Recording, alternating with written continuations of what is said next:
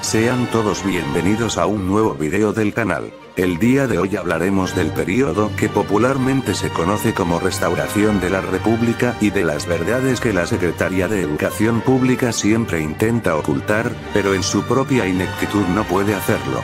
Comencemos. El período inicia en 1867 con la muerte de Maximiliano de Habsburgo, luego de la retirada del ejército francés para la guerra contra Prusia y después de la entrega de la plaza de Querétaro al ejército liberal por parte de Miguel López, se generó una auténtica confusión ya que nadie entendía exactamente lo que estaba pasando. Los mismos abogados no podían justificar que esto fuera del todo legal ya que la ley número 25 de traición nacional había sido promulgada unos meses antes por el mismo Juárez para poder fusilar a Maximiliano, Mejía y Miramón. Además, al no haber un medio de comunicación nacional, nadie la conocía en tan poco tiempo más que Juárez y sus allegados, por lo cual ellos podían hacer con esto lo que quisieran, aunado a que una década atrás se quitaba todo tipo de fuero a militares, así que Juárez podía fusilar a cualquiera de sus enemigos amparándose en su propia y poco conocida ley, además de que en esta ley se podía fusilar a militares sin la obligación de hacer un juicio en el que el acusado estuviera presente, por lo cual se podía fusilar a cualquiera por simple decreto presidencial, como lo hicieron después con el condenado al olvido, el general Máximo Molina y 200 personas más. Con esta ley en unos pocos meses Juárez se libró de todos sus enemigos, dejando el camino limpio para la restauración de la República y su entrada triunfal a la Ciudad de México. Esa escena que todos ubican donde está izando en el Zócalo la bandera republicana es falsa. Para empezar, eso nunca pasó ya que él venía desde Querétaro y los liberales de la capital ya habían decorado y puesto todas las banderas en su lugar. Regresando a lo de Maximiliano, fue fusilado diciendo que a pesar de que estuviera lloviendo era un hermoso día para morir ya que tenía la esperanza de que su sangre fuera la última derramada a forma de reflexión y que la gente supiera de su discurso para que su sangre sellara las desgracias de su nueva patria, llamando a la reconciliación, pues la gente no supo de esto ya que la conveniente confusión fue tal que periódicos liberales publicaron una supuesta suspensión de la ejecución, haciéndole creer a la gente que Maximiliano seguía vivo. Aquí la historia oficial promovida y ya adoptada por la SEP, que tiene como titular al rústico y analfabeta Esteban Moctezuma Barragán a las órdenes del ignorante López Obrador, dice que la princesa de Salm se le hincó a Juárez para pedir piedad a Maximiliano, aunque ya estuviera muerto.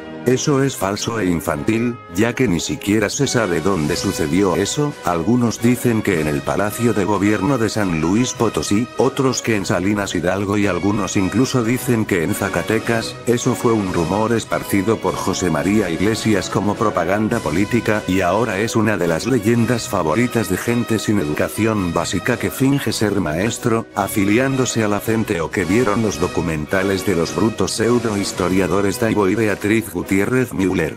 Apenas Juárez llegó a la capital reconoció la muerte de Maximiliano, por lo cual se rompieron relaciones con Austria y todo el continente europeo en general y no habría tratos ni ayuda del viejo continente hasta el Porfiriato. Por consecuencia eso nos acercó al asqueroso país del norte, consiguiendo así una relación más unida con el norte y eso ayudó a que Juárez tuviera el apoyo del país para convertirse en presidente vitalicio. Juárez tomó otra decisión, la cual fue disolver una institución con más de 300 años de historia y que es la institución ancestral de lo que hoy es la UNAM. Hablamos de la Real y Pontificia Universidad de México. Juárez dejó a nuestro país sin universidad nacional bajo el pretexto de que era pontificia, o sea católica, y que la educación debía ser laica bajo la Constitución de 1857, tal y como lo pedía la masonería de Nueva Orleans. Así es, Juárez canceló temporalmente lo que hoy es la UNAM y en su sede el Colegio de San Ildefonso creó la Escuela Nacional Preparatoria como una de las primeras medidas de la restauración de la República, y a petición de la masonería yorquina a la cual pertenecía se implantó como obligatorio en las escuelas el positivismo de Auguste Comte, que habla de creer y enseñar solamente lo demostrable por la ciencia. En realidad esto nunca se enseñó durante el gobierno juarista, ya que se integró hasta el Porfiriato con los científicos básicos Básicamente lo que se dio de educación en la época de Juárez fue el adoctrinamiento como el actual de la SEP, que sigue enseñando a los niños a idolatrar y rendir pleitesía a Juárez, para que crezcan siendo unos ignorantes, que al cumplir la mayoría de edad voten por otros ignorantes. Todos los colegios con nombres de santos fueron obligados a cambiar de nombre o serían cerrados definitivamente, por esto es ilógico actualmente ponerle el nombre de Juárez a cada una de las escuelas primarias posibles, cuando él despreciaba la educación superior. Al no haber universidad solo se quedaron los institutos de ciencias y artes parecidos a donde estudió Juárez o Díaz. Lo único que hizo por la educación fue que continuó con la propuesta de Carlota, de establecer como gratuita y obligatoria la primaria, y se reforma el artículo 4 constitucional que decía que cualquiera podría elegir su oficio y vocación, solo que esto no sucedió en lo práctico, ya que todos tenían que seguir el mismo modelo de educación, algo así como el de ahora con maestros ignorantes afiliados a la CENTE, y gracias a su chistecito, ahora era prácticamente imposible acceder a una universidad de calidad. El presidente seguía con su rencor hacia la iglesia, una lista de intelectuales en la cual de manera no muy destacada participó Justo Sierra, enojados por la desaparición de la universidad, le recordó que la iglesia le había dado educación para que se convirtiera en abogado, civilizándolo, enseñándole a hablar correctamente español, a escribir, incluso según el serio investigador Celerino Salmerón, el cual no tiene nada que ver con el inculto Pedro Salmerón, dice que Fray Antonio Salanueva le enseñó a vestirse, a comer en una mesa y a usar cubiertos, porque Juárez comía de cuclillas y con las manos. Este manifiesto fue borrado y le costó todo a la mayoría de intelectuales. Muchos defensores de Juárez dicen que no fue propiamente él quien cerró la universidad, ya que la orden fue en tiempos de Maximiliano, no obstante se decidió por presión de Juárez, y ya una vez que él se estableció en la presidencia, lo decretó formalmente. Antes de continuar, hablemos de lo último del Segundo Imperio Mexicano. Después del fusilamiento, Juárez por fin decidió ver a Maximiliano, pues nunca quiso verlo en vida. Cuando lo ve solo se atreve a decir: me lo imaginé más alto. El chiquitín de Juárez solo media 1,37 m, y aunque no fuera raro para la época, sí lo dejó marcado, pues Maximiliano media 1,87 m. 7 meses después del fusilamiento, el cuerpo del emperador regresó a Viena. Su hermano Francisco José, el cual intentó ayudarlo mandando tropas, pero ante la negativa de Estados Unidos y por la invasión del Imperio Prusiano, le fue imposible. José mandó a poner el cuerpo de su hermano en la cripta de los capuchinos. La madre de Maximiliano, cuando vio el cuerpo dijo: ese no es mi hijo, pues la cara del emperador estaba de cierta forma desfigurada, debido a que el tamaño de los ataúdes eran pequeños y tuvieron que hacerle modificaciones al cuerpo para que entrara en el ataúd. De ahí también podemos decir que salió parte de la leyenda que dice que seguía vivo como Justo Armas, porque se decía que no era el del ataúd. Se llegó a decir que él era un masón, y entre masones hay una regla en la cual no se pueden matar, y que Juárez solo mató al emperador pero no a la persona. Pero no hay ninguna prueba de esto, no hay registro de que Maximiliano haya sido masón y no hay nada que nos diga que estos dos sean la misma persona. En fin, la leyenda dice que Maximiliano cambió su nombre a Justo Armas y que murió en Brasil por gonorrea, que por cierto hay probabilidad de que Maxi sí tuviera gonorrea, pues era algo mujeriego y de hecho se dice que por eso fue que nunca tuvo relaciones con Carlota, aunque claro, podríamos decir que estaba también el hecho de que no la quería ya que lo obligaron a casarse con ella. Como una aclaración, los masones no se pueden matar, siempre y cuando sean de la misma logia, pero entre diferentes logias sí se podía.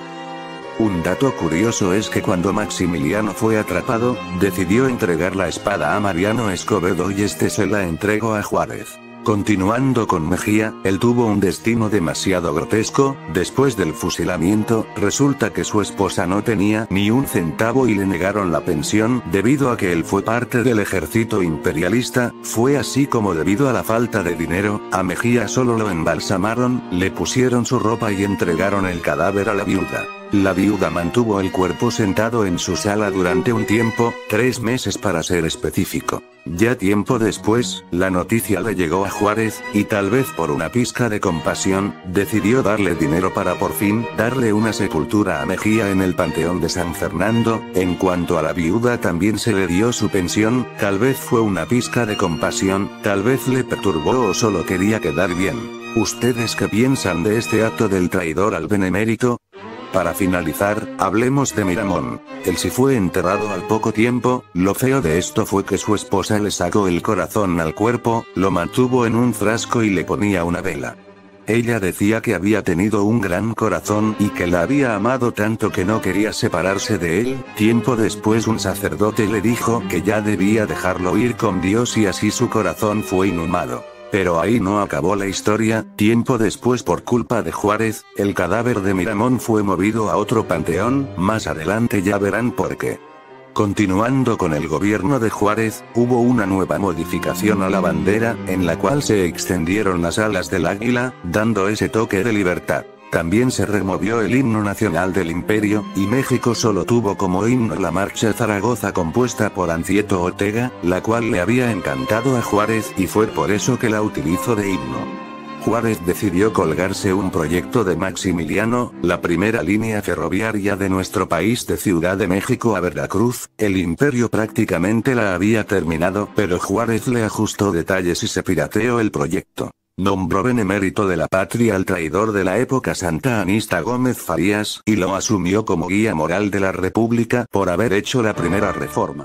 Benito Juárez decidió que al haber restaurado la República, esta debía de considerarse una segunda y una nueva nación, según él iniciar desde cero, por lo cual decidió que la República Mexicana debía de ser reconocida entre comillas por primera vez por una potencia internacional, pero estamos hablando de Juárez, por lo cual sabemos cuál es esa potencia extranjera. Obviamente hablamos de la estadounidense. El problema era que su amiguito Lincoln había sido asesinado y ahora como interino había sido nombrado Andrew Johnson como presidente gringo, el cual era demócrata. Es preciso aclarar que en esos tiempos el Partido Demócrata era supremacista blanco y conservador y el republicano era el liberal, del cual fue emanado Lincoln, para que no les inventen en la televisión mexicana y los de Morena que el Partido Demócrata es la maravilla.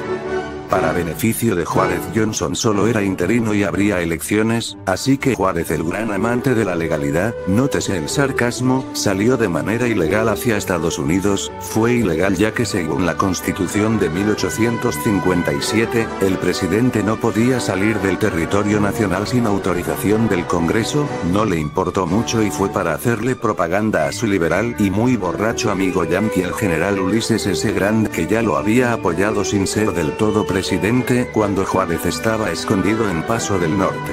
Pero estamos hablando de Estados Unidos. Si bien Grant era amigo de Juárez y era indispensable que México siguiera siendo liberal, Estados Unidos tenía que llevarse un beneficio inmediato al dar el nuevo reconocimiento, tal y como el día de hoy vemos al presidente regalándole la soberanía nacional a Trump. Pero aquí no esperamos nada de un semianalfabeta como López Obrador que admira a Juárez. ¿Pero en qué consistía ese beneficio para Estados Unidos?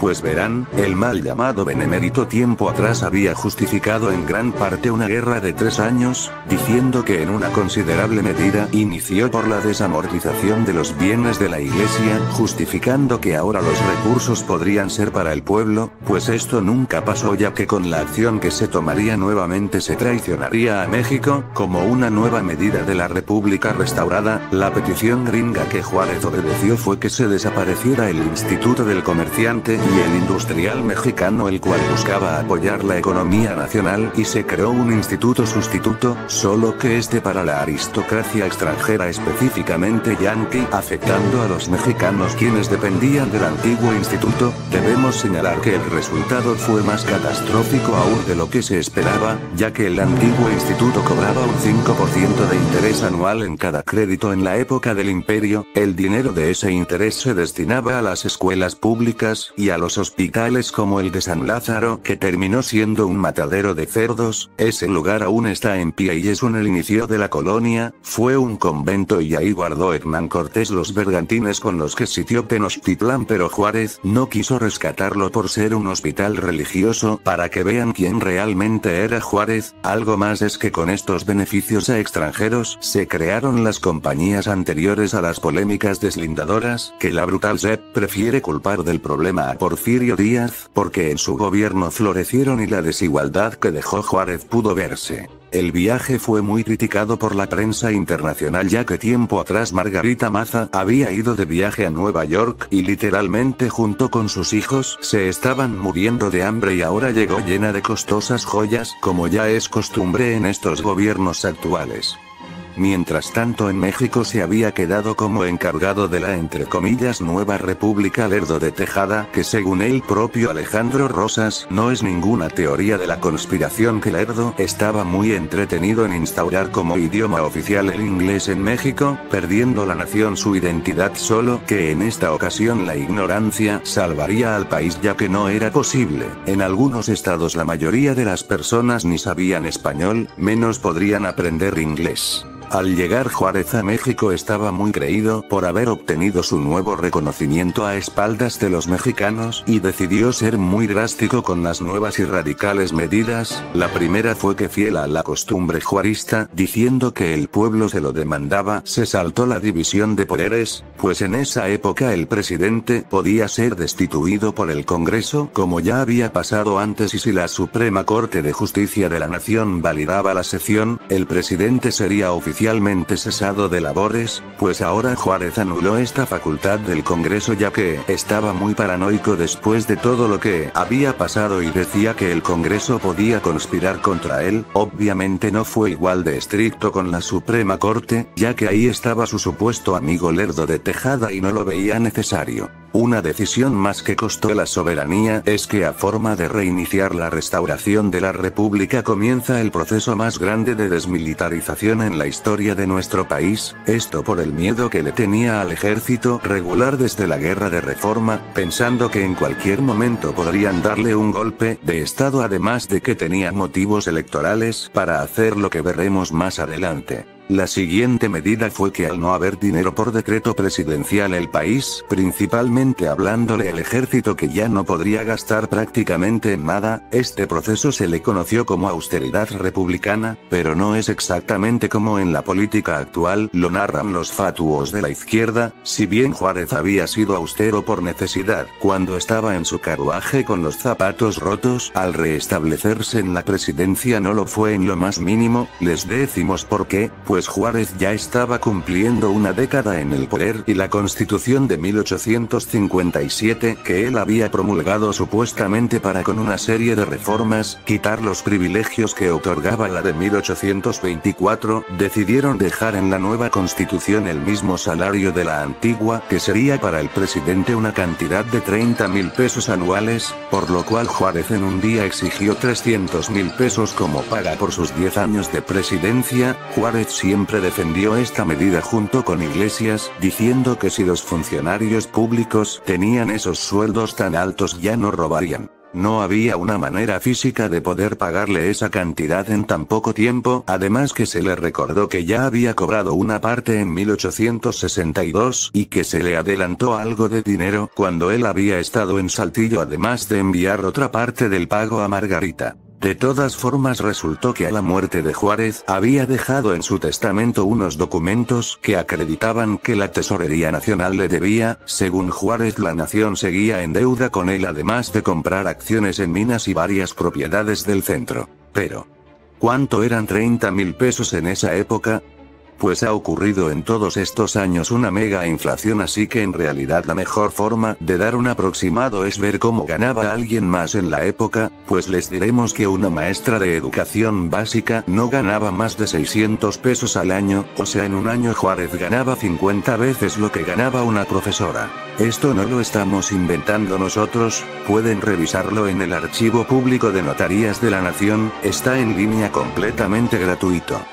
para que vean que Juárez no era muy austero, pero creo que es imposible hacerlo entender a gente vulgar como Gerardo Fernández Noroña. Si dudan de lo que les decimos respecto a la falsa austeridad, pueden hacer algo más, ir al Museo Recinto Homenaje a Juárez en Palacio Nacional. La entrada es completamente gratuita, solo se necesita una identificación y verán los lujos con los que vivía, incluso podrán observar los joyeros de Margarita.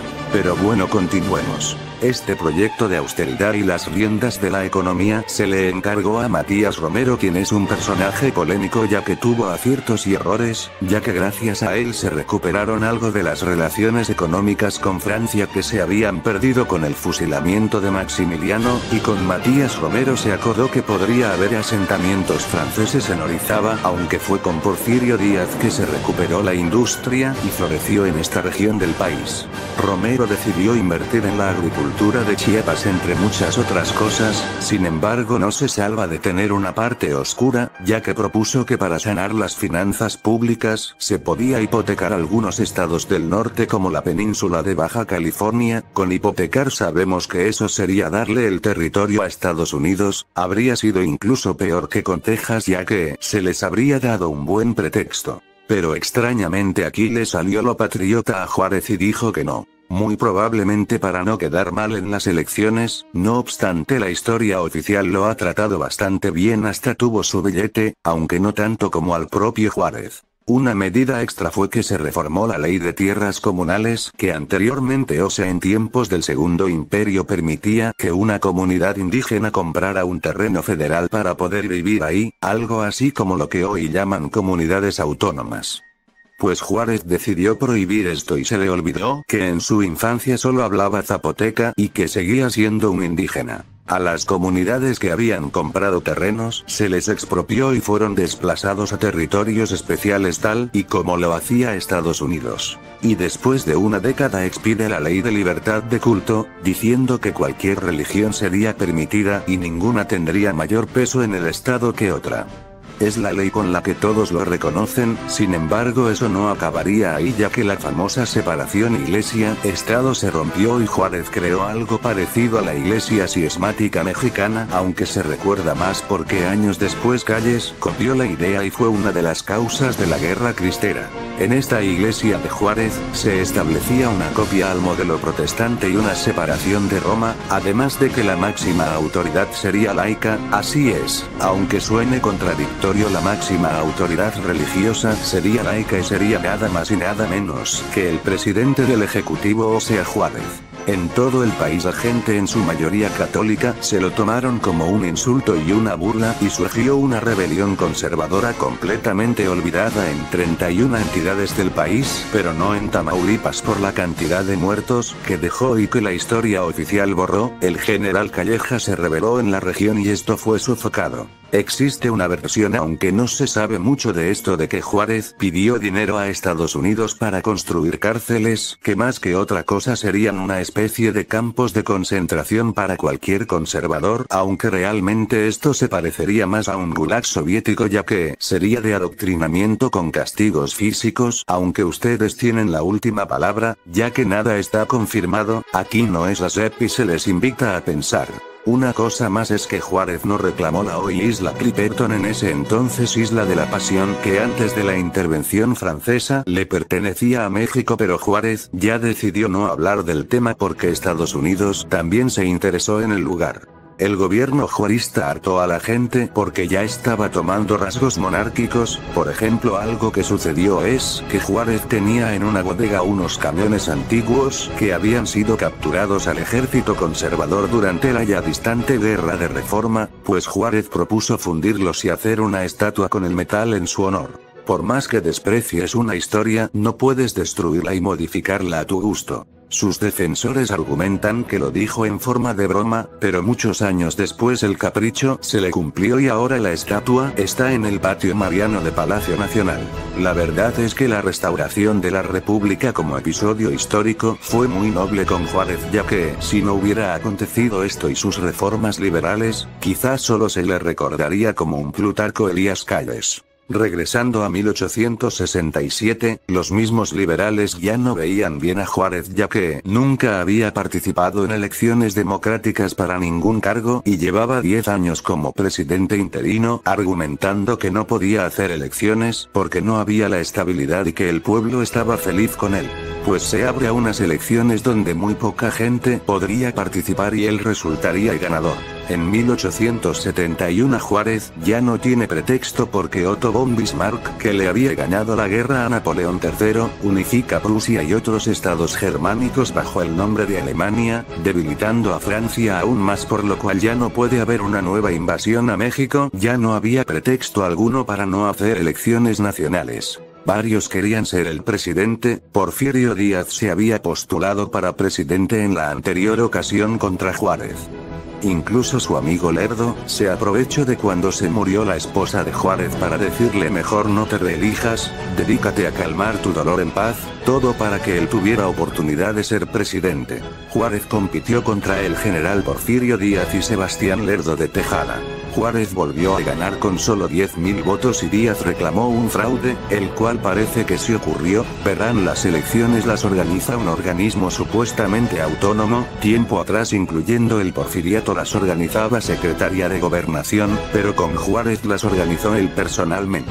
O sea, era juez y a la vez competidor en las elecciones, y Díaz se rebela con el plan de la Noria bajo la bandera de la no reelección, que muchos piensan, gracias a la SEP, que el autor de esta idea fue Madero. Además, nadie votaría por Juárez, ya que ni siquiera era popular entre la población para hacer una campaña. Aunque escribía mucho, era pésimo orador, no era un militar destacado, no sabía montar a caballo y no sabía al menos cargar un revólver. Sin embargo, él reafirmó el derecho a poseer un arma, aunque ahora el artículo 10 ya no se lo permita a prácticamente nadie. En cambio, Porfirio sí tenía todos esos aspectos, incluso tenía cierto apoyo de los militares por ser un héroe nacional, pero bueno, ya hablaremos de todo eso en un próximo video.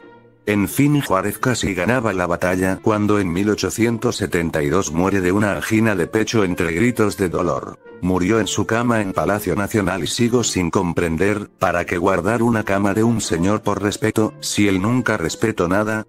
Irónicamente se le enterró en el Panteón de San Fernando, justo a un lado de la tumba de Miguel Miramón, por lo cual viuda de Miramón, indignada, mandó a exhumar el cuerpo del general para trasladarlo a Puebla. Llegó al poder Lerdo de Tejada como presidente interino, ya después constitucional en las elecciones de 1872, elecciones en las cuales también participó Díaz. Él fue un liberal mucho más radical que Juárez. Reafirmó la constitucionalidad de las leyes de Juárez y continuó con el proceso de restauración de la República, además de dividir en dos al Congreso para restarle poder. Ahora habría Cámara de Senadores y de Diputados. Una vez más expulsó a los jesuitas y a las Hermanas de la Caridad del país, esto y la negación a darle tierra a los campesinos afectados por la ley de tierras comunales, que había sido ratificada, generó una rebelión en Tepic que también fue sofocada y creó la Academia Mexicana de la Lengua. Pero en las elecciones de 1876 se volvió a lanzar como candidato para reelección y resultó ganador. Según sus datos oficiales, solo fueron a votar 8.000 personas en todo el país, reclamando nuevamente fraude Porfirio Díaz, levantando de nuevo la bandera de la no reelección. ¿Recuerdan a Iglesias? Pues él ahora era presidente de la Suprema Corte de Justicia de la Nación y declaró como no válidas las elecciones al no coincidir el número de votantes con las casillas, además de que había quejas de que obligó a todo tipo de funcionarios a votar por él. Díaz se rebeló con el plan de Tuxtepec y lograron derrocar a Lerdo, que decidió salir corriendo a Nueva York junto con algunos allegados como Manuel Romero Rubio, su mano derecha. Como Iglesias también quería poder, tomó la presidencia de forma interina, terminando con la restauración de la República. Un gran problema es que durante el año de 1876, Porfirio también se declaró presidente interino, por lo cual podría decirse que había dos interinos hasta 1877, cuando Porfirio Díaz se convirtió en presidente de manera constitucional, comenzando así su primer mandato. Gracias por ver este video. Si te gustó, dale like. Comenten qué les pareció el vídeo. Comparte los vídeos si deseas ayudarnos. Recuerden, no le hagan caso al ignorante de López Obrador, que no sabe nada más que la historia oficial de los libros de la SEP, y por consecuente no le hagan caso a los libros de la SEP. Muchas gracias por su atención.